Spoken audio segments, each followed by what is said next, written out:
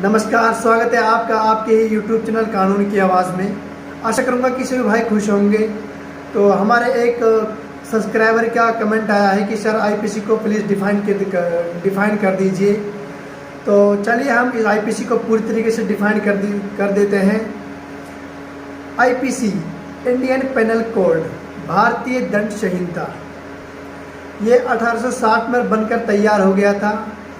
2 अक्टूबर 1862 को इसको पूरे भारत में लागू कर दिया गया था, सिवाय जम्मू कश्मीर के। अभी भी सिवाय जम्मू कश्मीर के पूरे भारत में लागू है आईपीसी इंडियन पेनल कोड, भारतीय दंड संहिता। तो जानते हैं इसमें सेक्शंस और चैप्टर्स क्या है। जैसा कि आप जानते हैं, लगातार सेक्शंस को, लगातार धाराएं या सेक्शंस को हम धारा भी बोल सकते हैं, सेक्शन भी बोल सकते हैं। इसमें 23 चैप्टर्स हैं और 511 धाराएं हैं। सभी धाराएं महत्वपूर्ण हैं, सभी चैप्टर्स महत्वपूर्ण हैं। तो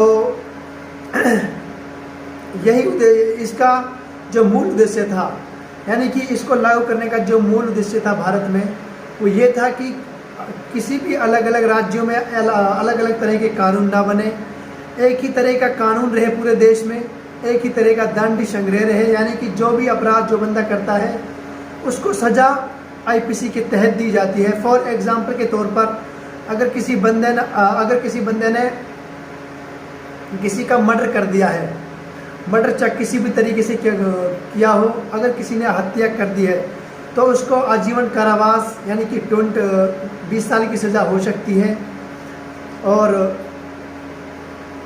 जुर्माना भी उस व्यक्ति को भरना पड़ सकता है। तो ये तो होते हैं कुछ केस के फैक्ट के ऊपर निर्भर करता है कि केस के फैक्ट क्या क्या हैं, तो उसको सज़ा उसी हिसाब से दी जाती है कि केस के फैक्ट क्या क्या हैं, केस के तथ्य क्या क्या हैं, किस मोड पे इसने हत्या की है। तो किसी भी क्राइम को अंजाम देने के बाद जो भी सज़ा मिलती है वो आईपीसी के तहत ही मिलती है। आईपीसी के अलावा किसी भी तरीके का कोई दंड संग्रह नहीं है। हमारे पूरे भारत में ओनली आईपीसी है, जिसको जो भी अपराध करता है, जिस तरीके का अपराध करता है, उसी तरीके की उस व्यक्ति को, उस मुजरिम को आईपीसी के अंदर सज़ा दी गई है। तो ये है आईपीसी। एक बार फिर रिपीट कर देता हूँ, इसमें 23 चैप्टर्स हैं, 511 धाराएं हैं। तो आशा करूँगा कि मेरी दी हुई जानकारी आपको समझ आ गई होगी। तो मिलते हैं अगली वीडियो में, तब तक के लिए शुक्रिया। अगर आपने हमारे चैनल को भी सब्सक्राइब नहीं किया तो सब्सक्राइब जरूर कर लेना, बेल आइकन को प्रेस जरूर कर देना।